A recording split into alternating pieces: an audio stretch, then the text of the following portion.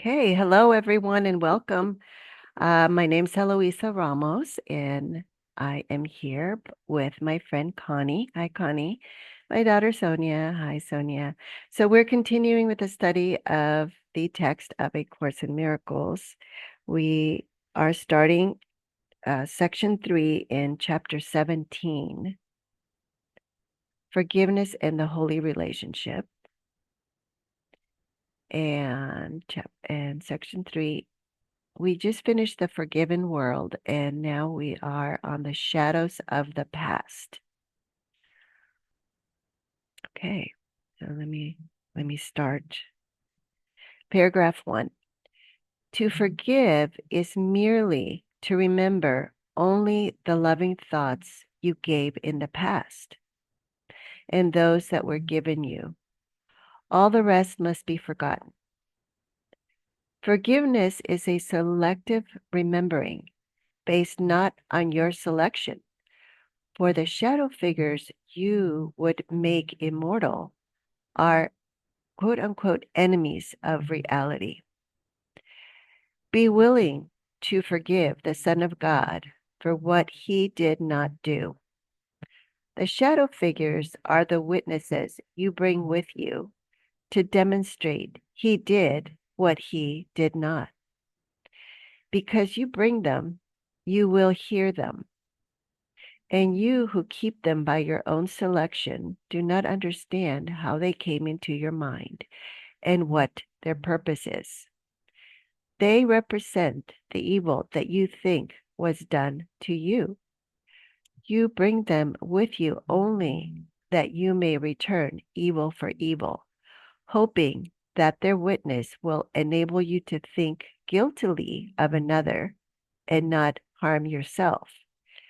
They speak so clearly for the separation that no one not obsessed with keeping separation could hear them.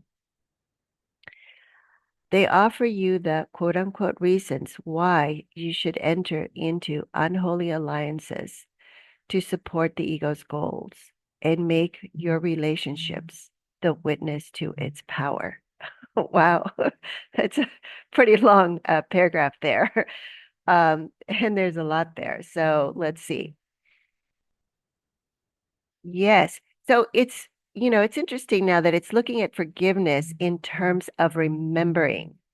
Um, because before we learned that, you know, forgiveness is overlooking the error or overlooking the misperception, right? Not taking it seriously. And I guess, and actually now, when you think about memory, that's kind of how memory works, right? If we don't take something seriously, we're not going to, it's not going to like be worthy of remembering, right? Because there's so many things to remember. We can't remember everything. I mean, there's just too much information in the world. So it is selective. Memory is definitely selective. So to forgive is merely to remember only the loving thoughts you gave in the past. Now, here's the thing with the survival instinct is that we tend to remember the things that are a threat to survival, right? So those are not loving thoughts. Yeah. And it says all the rest must be forgiven. Now, when we go into survival mode, we're identified with a body. So that's the problem with identifying with a body is, the body is vulnerable to attack. It's weak. Okay. It's here for a number of years and then, it transforms back to the elements from which it was made. So then, so that's what makes it fearful. Um, but that's when we pick up all these memories that seem to be a threat and activate the survival instinct. So, and here it says that basically those must be forgotten. So you see what we're having to retrain the mind to do here? We're literally having to retrain the mind to recognize oh, I'm not a body. I am as God created me. Okay. And that's what keeps me from getting trapped in the survival mode, which is all fear. Yeah. So forgiveness is a selective remembering based not on your selection. Um, yeah, because otherwise, how do we select what to remember? Well, it usually has to do with what we want to protect ourselves from in the future. That's usually what we use memory for, which is then a threat to us. So anything that we label a threat, we're going to try to remember. Um, and and that's selective. It's based on our selective. Who decides what's a threat? Well, we do, our own judgment. Okay. Oh, maybe that, my hair looks terrible this morning. Maybe that's a threat. Okay. Well, it's not really a threat, but it is a threat if I put my self-image and make that what I am and I identify with that, and then I become afraid that people are going to think I'm ugly or they're not going to like me or they're going to reject me or whatever. So it's all subjective, what a threat is. So these, for the shadow figures you would make immortal. Okay, so the shadow figures that you would make immortal are enemies of reality. Um, okay, so these memories that we make ourselves that are associated with fear are what the Course calls shadow figures. Um, and and and down here it's basically saying that these shadow figures are unforgiveness. They're memories of things we think others did to us and that we need to protect ourselves from. And not only that, but right here on line 10 is you bring them with you only that you may return evil for evil. So we definitely want to remember uh who we think did wrong to us so we can take revenge. That's why we remember it. Okay. Um, so yes, and we forget that that we are the ones that brought them into our mind. So they just seem to be there. Um, yes, and look at number 6. The shadow figures are the witnesses you bring with you to demonstrate he, our brother, did what he did not. And that's part of the forgiveness definition for the Course in Miracles, right? I forgive my brother for what he did not do. Okay, because what I'm seeing is these shadow figures from the past that I bring with me, and then I superimpose them and misinterpret what my brother is doing now and judge that he's doing the same thing that someone, quote unquote, did to me in the past. Yeah. Okay.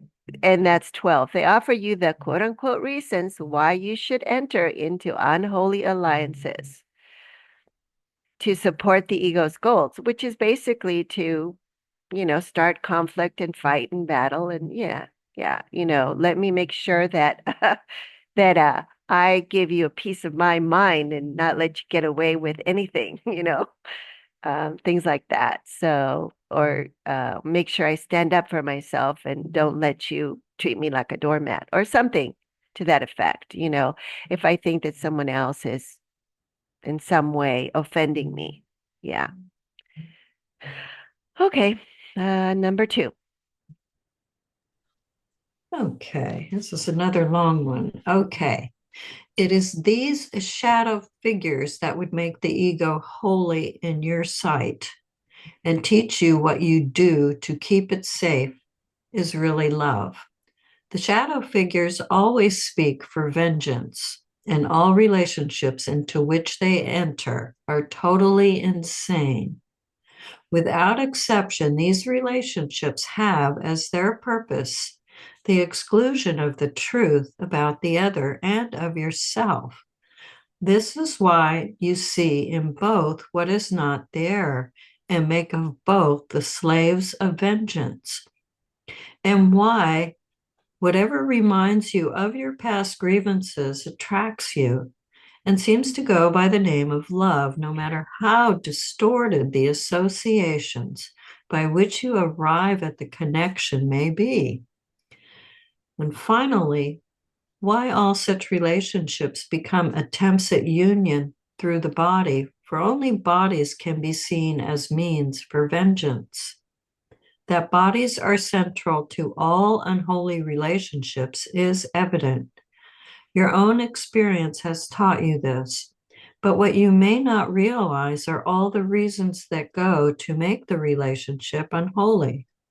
For unholiness seeks to reinforce itself as holiness does by gathering to itself what it perceives as like itself. Okay. What a massive confusion. Oh, man. Yes. So, yes. So that confusion, what it does is it turns love upside down. Okay. Because see the first line here. In these, it is these shadow figures that would make the ego holy in your sight and teach you what you do to keep it safe is really love. So what we end up doing is confusing the ego with God. So we end up making protection, fear, all of those safety. Okay. And we end up um, being loyal to them because we think that they are what will keep us as a body protected and safe. Okay. But it doesn't really work like that because the relationships that our identification with the body ends up with, okay, is about vengeance. Okay. Because mm, it's trying to resolve the past uh, and Hmm. take vengeance now on what it believes it has been um, done done wrong. See the grievances? Yeah. So the grievances that we bring into our relationships are these shadow figures. Okay. And those grievances are out for blood, basically. Okay. That's what they are. So that's Hmm. why it uses the word vengeance. But then again, in a relationship, we enter it because we we see we think it's love. So we're believing that a body and a body can join. And it can't because the body is the symbol of separation. Okay. So basically the interaction is really one of affection or physical, sex, basically. So it's it's not joining at the level of the mind. It's simply interacting at the level of the body. Or maybe we have hobbies that we do together that we like, each other's company with, but it's still a body. Or maybe you know, I like to have a quote unquote man's body as a partner because I think that physicality is strength and that a man's body is stronger and that I need that as my protector.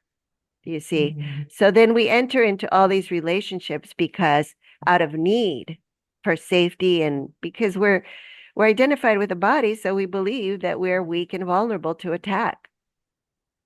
And we're afraid of dying. So then yes, all these relationships become totally insane right here, totally insane. So, quick question. Yeah. Okay, let's say we're meeting someone for the first time, and if we are not completely present, we are bringing all kinds of crap to that moment. Yes, we are.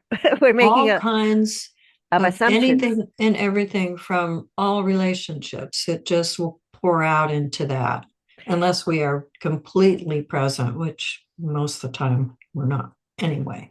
That's Is true. that so? That is That true. is really something. to Yeah, think about. yeah, because what you'll need to do is you'll need to notice what your eyes are noticing when you first meet a Right. person, because right off the bat, Mm-hmm. there's going to be triggers. Oh, first of all, there's, age, skin color, maybe they have an accent. Maybe there's going to be a lot of assumptions that we're going to Yeah. make just based on the body's appearance Without even saying a word. without even saying a word. We bring all Oh of my these biases gosh. and prejudices, we bring all of those things from our past. Yeah. Uh, Yeah. Yeah. Not to mention other things like, oh, their tone of voice. Oh, that reminds me of, someone I knew in the past. Or, oh, you're a fire, oh, you work with, as whatever their job is. That's going to bring up all kinds of past associations. I mean, yeah. Um, yeah. So the bodies are central to all unholy relationships. Okay. That's what they're based on.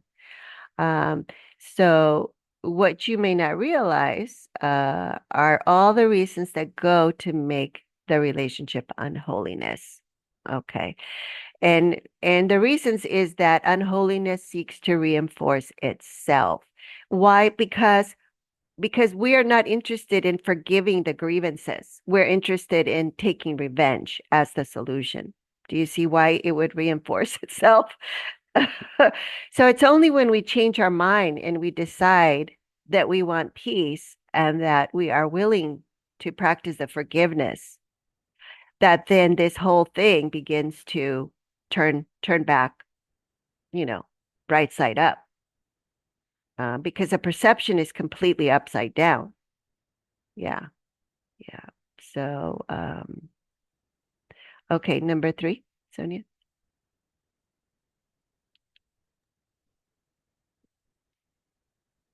Holy relationship,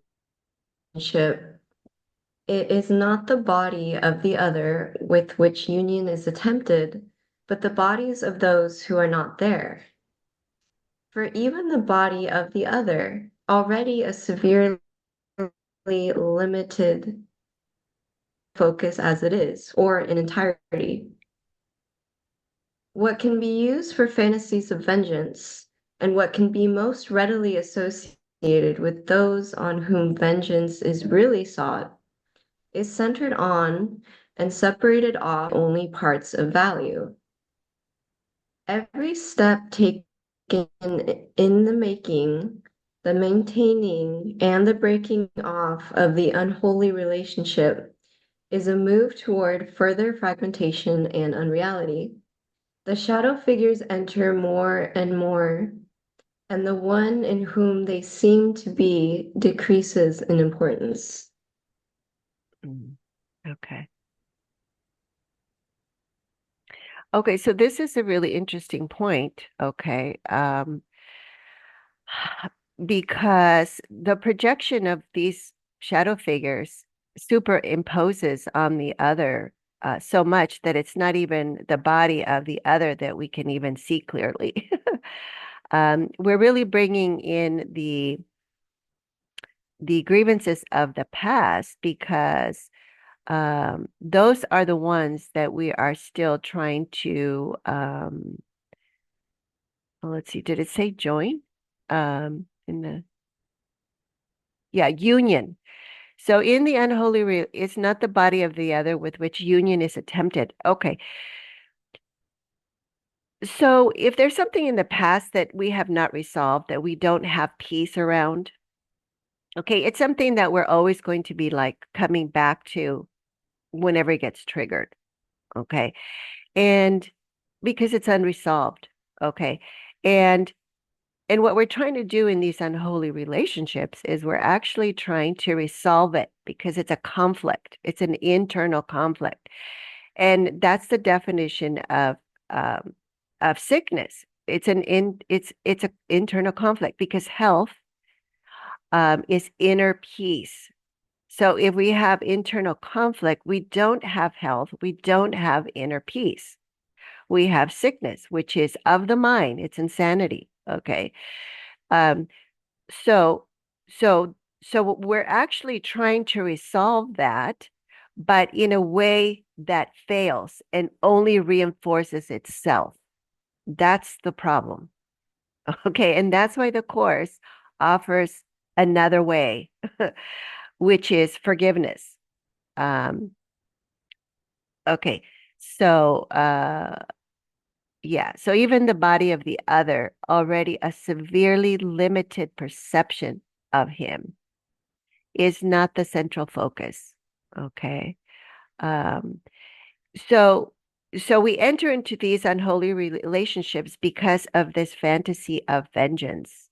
Um, and the only thing I can tell you about my experience when I was a teenager is that I did have a fantasy of vengeance for a long time over the summer in high school because this girl squirted me in the face and it was in summer school and it was the last day and they were joking around, okay, but I felt really publicly humiliated because everybody laughed. They were watching. And for a long time during that summer, I kept thinking about how I was going to get back at her. How I was going to take revenge on her. How am I going to get her back? Okay. And it was really eating at me. And so after a while, I kind of realized, this is not really healthy. This is just eating at me. So I think, I would be better to just forgive. Now, the idea of forgiveness back then was not what the Course is teaching here, because the idea of forgiveness that I had was I have to forgive her for what she did do. Okay. I, as far as I'm concerned, my interpretation of what she did is what she did. There was no awareness that those two things are not the same. So I said, okay, I'm going to forgive her. And I decided to just let it go and not try to get revenge on her. But what I said then was, okay, that makes me better than her. Okay, so that's really idolizing the ego.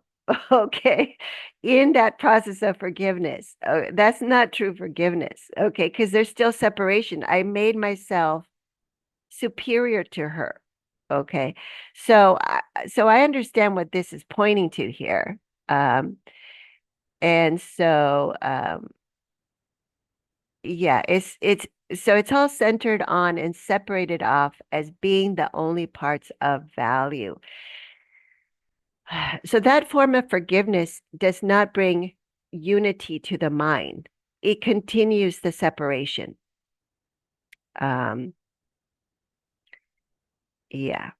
And so it's only further fragmentation and unreality. So, the mind continues its insanity. That's not healing. Okay, number 4.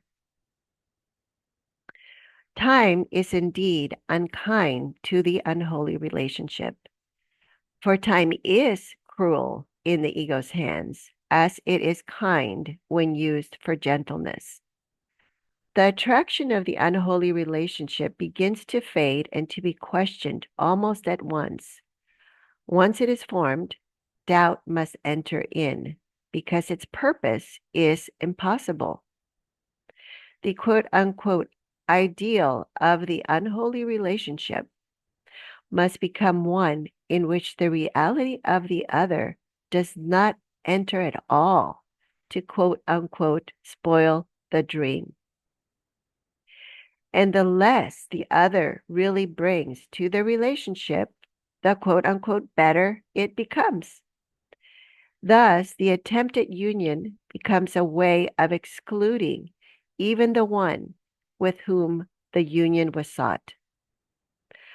For it was formed to get him out of it and join with fantasies in uninterrupted quote unquote bliss. Oh my goodness. Uh, Send this okay. to like 5 people I know. Let me send that. Oh my goodness. Okay. So that's quote unquote bliss for the ego, obviously, right? Because it maintains the separation. It's not really bliss, because it's cruel. See, time is cruel in the ego's hands. So, uh, so it's also upside down. It's got the bliss upside down, and it's confusing it with cruelty and suffering. Yeah. Did you want to give any examples, Sonia? I mean, I'm just laughing because it's just so like at least in my experience, like I don't have personal experience, but I listen to like friends and people that I know like all the time that come to me about their relationship like problems, like with their special partners or people they're just, like dating. And it's really like this paragraph basically just sums up like it's a really clear just way of how they're looking at the special relationship and why they have all these issues. Because it's not really their partner. It's the last line. It's they don't really want to look at, they don't want their fantasies to be uninterrupted. Because if it's not conforming to the way that they want it in their mind, then like, yeah, it's really just, it's not even a relationship. It's just like a one-sided thing, which is what this is saying. Yeah, exactly. So we go into these relationships not because we really want union. It's because we want to maintain the separation of the fantasies we bring into it. Yeah. Yeah. Okay, number 5.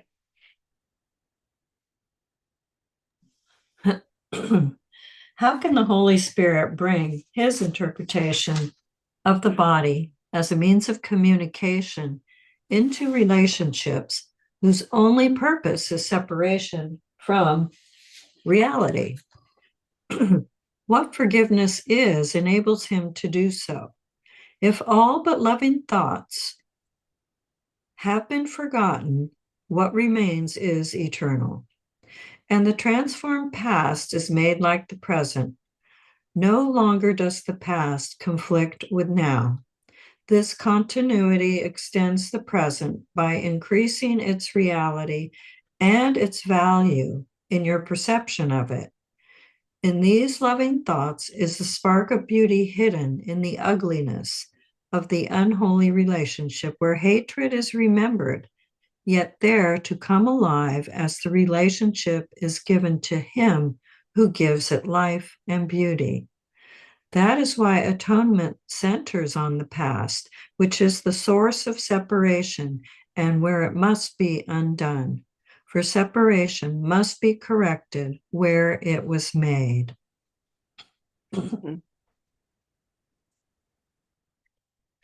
Yes, so this brings in the the process here. Um so it's a change in how we are perceiving the body with the Holy Spirit.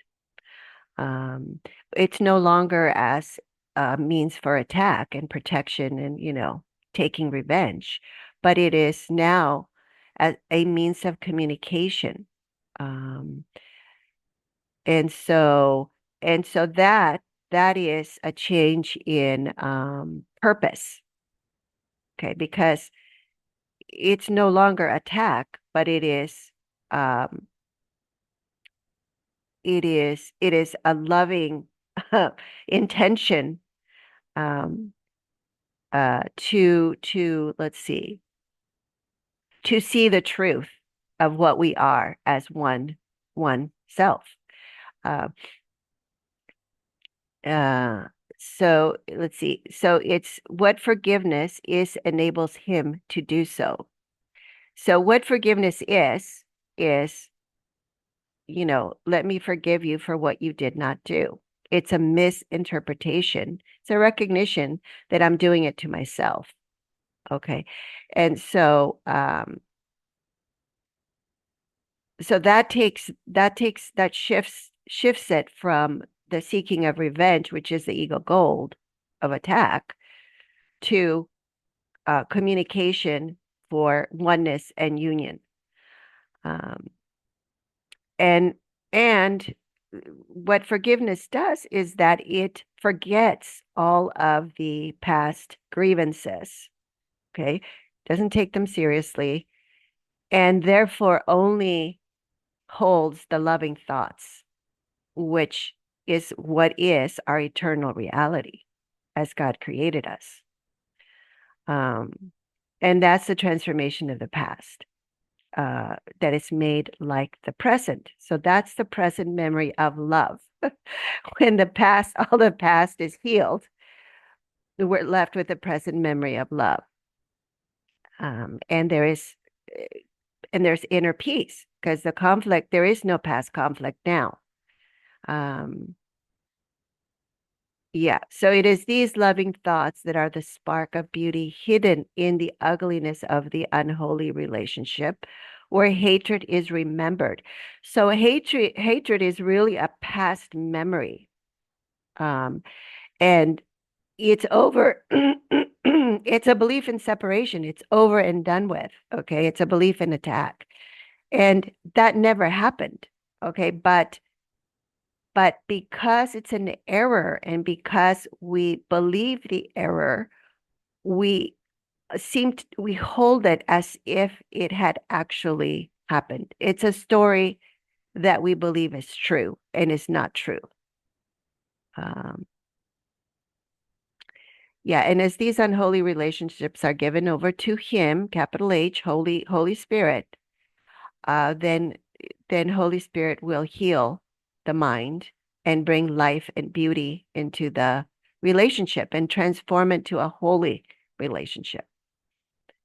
And then atonement, which is the recognition that the separation never happened, has to center on the past, because that's what the past memory of separation is. It's not a present memory, it's a past memory. Okay. Number 6. Is it my turn or Sonia's turn? My turn? Yeah. No. Go ahead and read, Sonia. I don't know. Yeah, it's Sonia's turn. She reads after me. Yeah. Go ahead. Okay. Okay. The ego seeks to resolve its problems not at their source, but where they were not made. And thus it seeks to guarantee that there will be no solution. The Holy Spirit wants only to make his resolutions complete and perfect. And so he seeks and finds the source of problems where it is, and there undoes it. And with each step in his undoing is the separation more and more undone, and union brought closer. He is not at all confused by any quote unquote reasons for separation. All he perceives in separation is that it must be undone. Let him uncover the hidden spark of beauty in your relationships and show it to you. Its loveliness will so attract you that you will be unwilling to ever lose the sight of it again. And you will let this spark transform the relationship so you can see it more and more. For you will want it more and more and become increasingly unwilling to let it be hidden from you. And you will learn to seek for and establish the conditions in which this beauty can be seen. Mhm. Mhm. Okay. What is it saying, Sonia?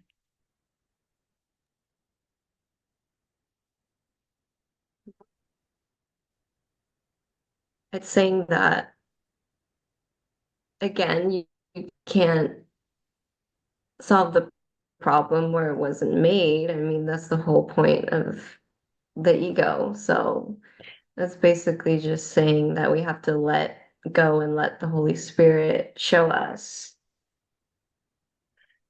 Yes. Yes. So the yeah, show us the love that we are in the other. yeah, because the error, we want to resolve the problem because we think that the error is where? we think that it's in what others are doing to us. Okay. We think that the The error is behavior, the the physical, behavior. the love, yeah. Yeah. Yeah. We think that the problem is in the world. Okay. And that it's separate from us, that it's someone else that is the problem. Okay. And so we try to control or we try to force some kind of solution where that is not the source. Okay. It's in our mind because the error is in our mind. It's a misperception of separation that is not real. It's a past unquestioned belief that is not true. And if we don't go back to the mind and look at it with the Holy Spirit there, it's not going to be undone. Um, but if we do that, then we begin to see, okay, the light that is within, because it brings all this insight when you actually go into the problem and do the forgiveness process, and you let all of those beliefs that were errors, you let those go. There's there's all this um, there's all this peace there. There's all this insight there, and that's the light that is the spark here. Um, that we will be unwilling ever to lose sight of. And that's what we will bring now into the relationship. And that's what will transform it. And that's what healing is. It's the sharing, it's the sharing of that light. So it's we bring forth. So the body is used as an instrument of communication for healing, for bringing forth that inner light. That is in everyone, but we're not going to see it outside. It's not going to start outside. It's going to come from within. Okay. Okay. Number 7. All this you will do gladly if you but let him hold the spark before you to light your way and make it clear to you.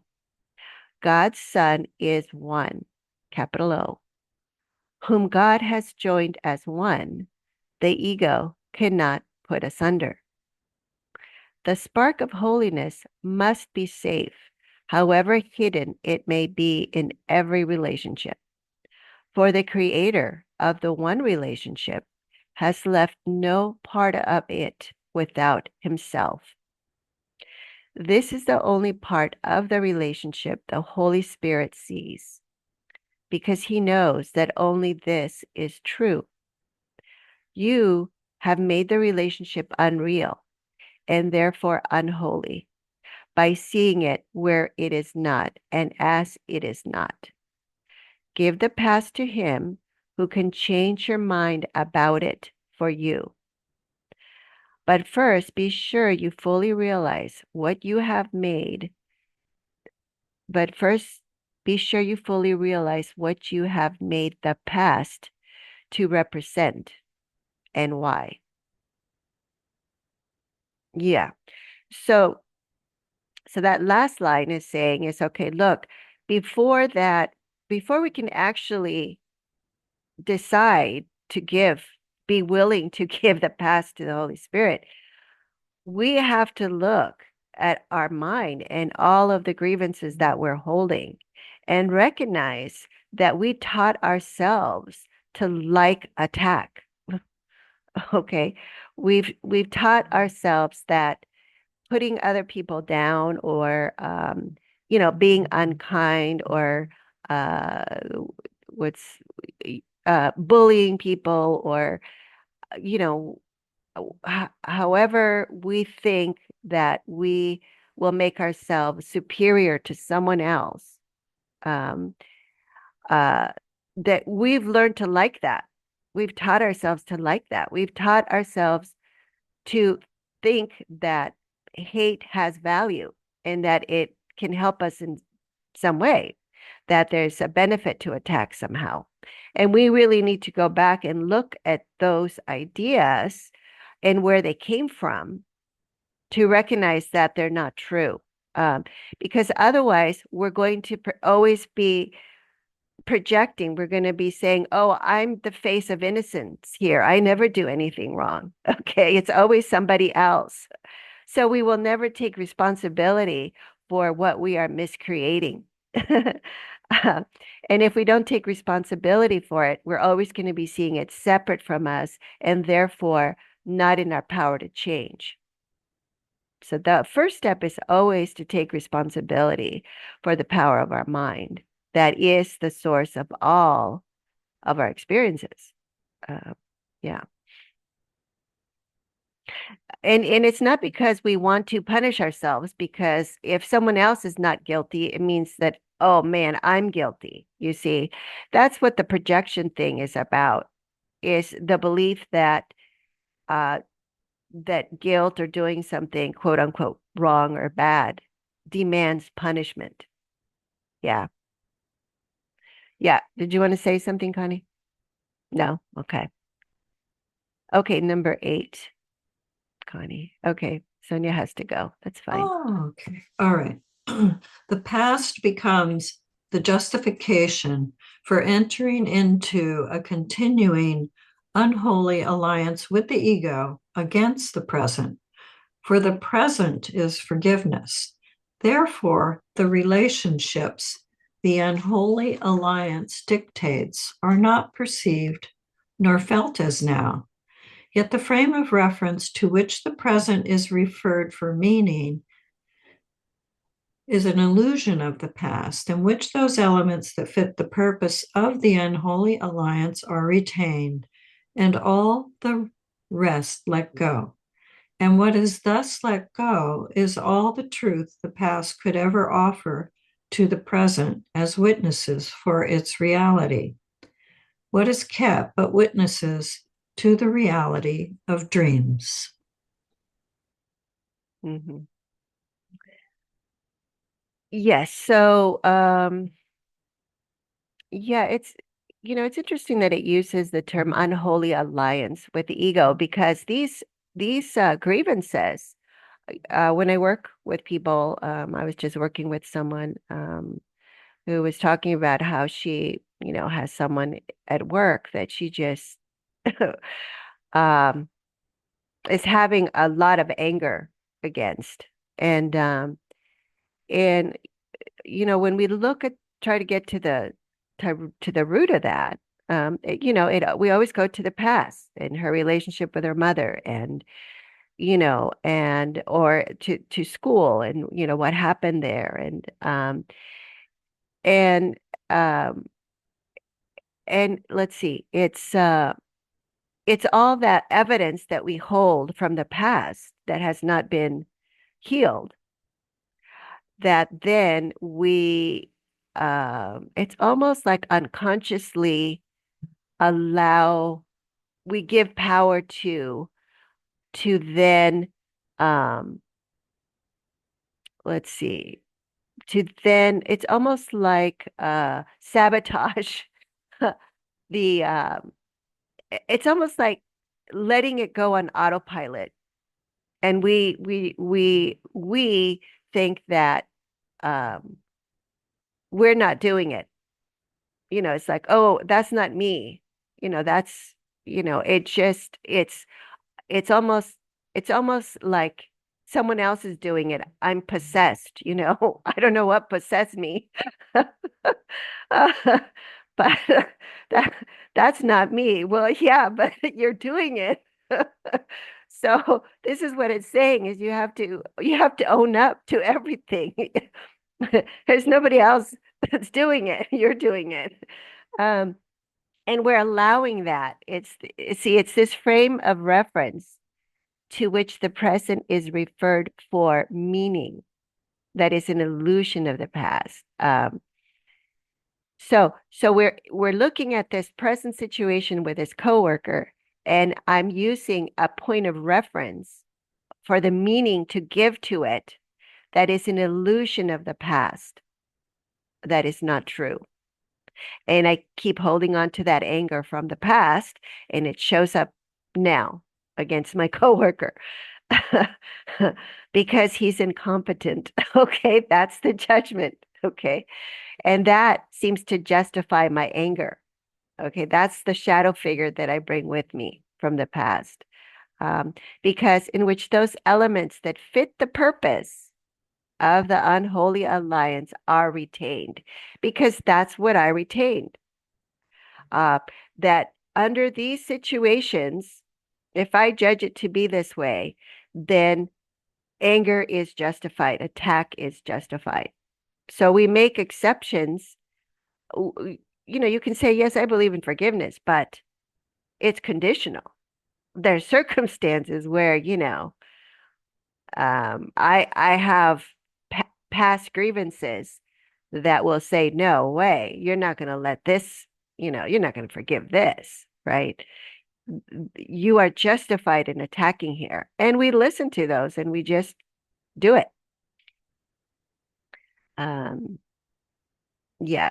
So we pick those that are fit for the purpose of the unholy alliance, and we retain those, and all the rest are let go. And what we're letting go is really the truth of our loving thoughts that we share with God. And that tell us that we are just one self. We're not separate from this other person. And everything that I give to them, I'm actually giving to myself. So I'm not really ever attacking them. I'm really just attacking myself because, ask any medical doctor and they will tell you that anger is not healthy for you. Um, so yes, so what is kept but witnesses to the reality of dreams. Okay. All right, number 9.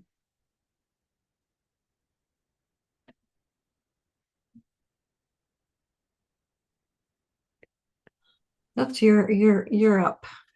Oh, okay. Okay. Yeah. Okay. It is up to you to choose to join with truth or with illusion. But remember that to choose one is to let the other go. Which one you choose, you will endow with beauty and reality, because the choice depends on which you value more. Mm. The spark of beauty or the veil of ugliness, the real world or the world of guilt and fear, truth or illusion, freedom or slavery. It is all the same. It's all the same choice. For you can never choose except between God and the ego. Thought systems are but true or false, and all their attributes come simply from what they are. Only the thoughts of God are true, and all that follows from them comes from what they are, and is as true as is the holy source from which they came. Okay, so this is why truth and illusion cannot be reconciled. Okay, it's either truth or illusion, and they're not in the same realm of reality. That's why they cannot be reconciled. And that's actually why there is no opposition to God or to truth. Okay, because illusion is not there to oppose truth. It's not real. That's what unreality is. It's non-existent. And so to believe that it's existent is what insanity is. Hmm. Yeah, yeah, yeah. And so to choose one is to let the other go, because the mind cannot hold both. The mind, because they're not in the same order of reality. They don't coexist together. That's why duality is not the truth. It's non-duality that's the truth. So which one you choose, you will endow with beauty and reality. Okay. And that's why, when we identify with the body, the whole perception is turned upside down. So reality becomes the physical world that is limited and that we are a tiny little speck in, and are therefore vulnerable to, weather to um, uh, climate change, to my neighbors, to whatever, anything in my environment. Um, and so, whatever we see in the world is really telling us, it's really just feedback, and it's telling us what thought system we are identified, have chosen or are identified with, which one we have chosen. Because if we're not seeing a holy world, if we're not seeing a forgiven world, if we're not seeing a gentle and a kind world, if we're not seeing that in others, then we're not seeing reality. We're seeing through these shadow figures that we're holding on to as the past. Okay, so number 10. My holy brother, I would enter into all your relationships and step between you and your fantasies. Let my relationship to you be real to you, and let me bring reality to your perception of your brothers. They were not created to enable you to hurt yourself through them. They were created to create with you. This is the truth that I would interpose between you and your goal of madness. Be not separate from me, and let not the holy purpose of atonement be lost to you in dreams of vengeance. Relationships in which such dreams are cherished have excluded me. Let me enter in the name of God and bring you peace, that you may offer peace to me. Mm-hmm.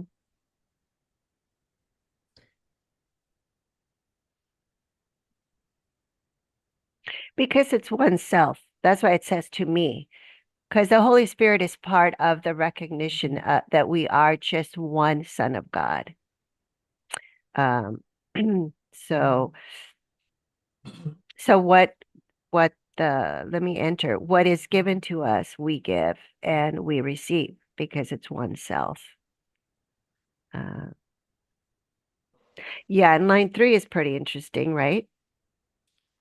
The perception of your brothers.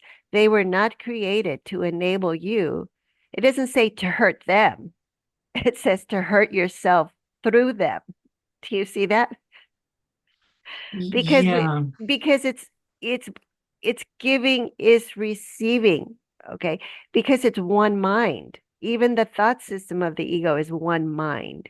Nothing leaves the mind. No thoughts can leave the mind. Projection is, it doesn't get rid of anything. What we project, we actually accept within ourselves.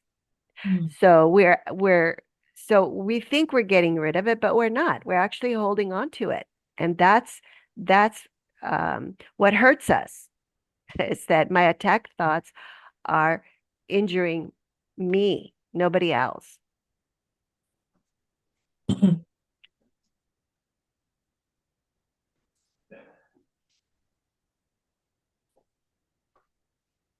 Yeah. So it's a fantasy that we can hurt and attack others. Okay. That's just so we can justify attack and vengeance by saying that others can hurt us. You see? Yeah. But no one can force me to feel attacked. Okay. I have to interpret what they do or what they say as an attack in order for me to feel that. Do you see? Because there's always the interpreter in between the event and what is done and how I feel about it, my reaction. Yeah. Mm-hmm. And we're the interpreter. Whoops. Yeah. Is that your alarm? No, it's okay. Okay. All right. Well, that's that's basically it. So that's why the Holy Spirit is the healer of the mind, okay? Because he steps in here where he says to say, let me step in. let my Enter. relationship, let me enter. I would enter into all your relationships and step between you and your fantasies. Yes. And so everything that we made, the Holy Spirit can reinterpret. And that would be stepping into between ourselves, between our relationships and our fantasies, to heal the perception, to have a change of perception, which is what the miracle is, so that we no longer see our brother through our fantasies of the past, through the grievances, through the unholy alliance, through the shadow figures, but we're seeing it through holy vision of innocence, which is Holy Spirit.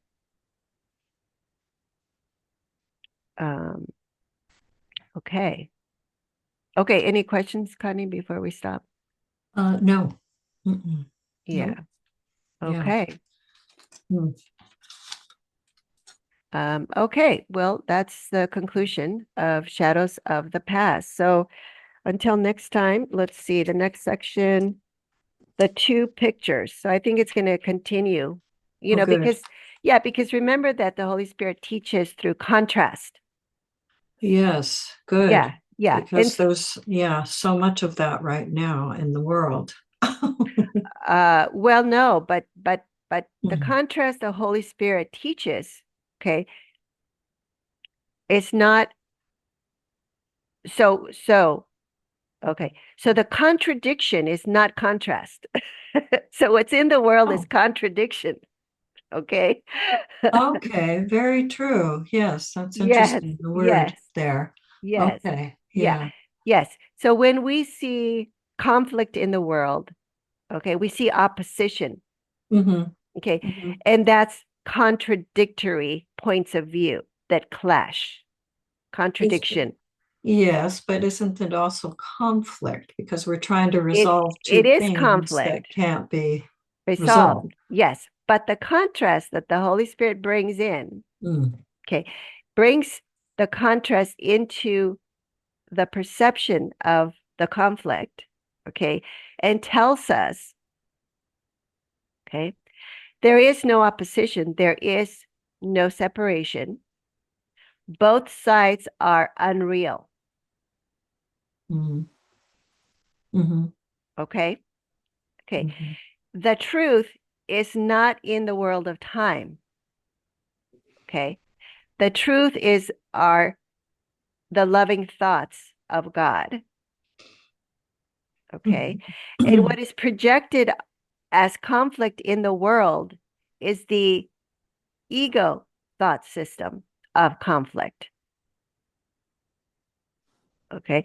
So when we look at the conflict in the world, we're not going to resolve the conflict by looking at the conflict. We have to take a step back from the conflict and look at it with the Holy Spirit.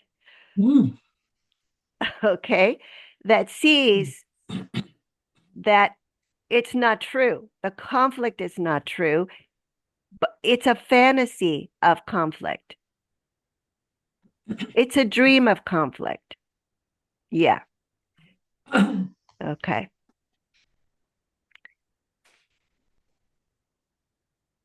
Yes. So the Holy Spirit does not teach through conflict and contradiction. It teaches through contrast of duality and non-duality. Mm-hmm. Mm-hmm. Yeah. Mm-hmm. Yeah. Which is love and fear. So duality is fear. So opposition is fear. So conflict is fear. So each side that takes a position that Mm-hmm. invests in a side represents fear. Mm-hmm. Yeah. Irregardless of the point of view.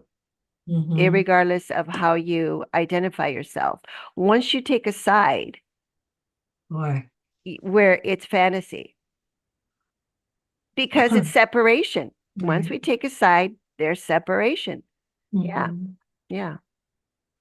Okay. All right. So, so we have to take a step back and not take the conflict seriously to be able to give it to the Holy Spirit. Does that make sense, Connie? Well, yeah, it does. It Okay. makes sense. It's putting it into practice is Yes, tall order. yes, because once we judge, we make duality seem real to us because we're going to take a side and we're going to value Mhm. our judgment more than the truth. Mhm. Yes. Because we want to be right. So we invest in fantasies because otherwise we think we'll be wrong and we think that that's sin and that we'll go to hell and be punished. And we don't want that. So there's a lot of investment. Um, yeah, there's a lot of fear. That's what it is. Yeah, Yeah, a yeah, lot. yeah. And remember what the Course says about fear. It says it's our job to let it go because we're the one that's making it. Yeah, God is not going to, God has nothing to do with fear. God is eternal love. God did not create fear because God does not create opposites. Yeah. Okay. All righty. So thank you for joining and Thank you. thank you. We'll see you next time. Okay.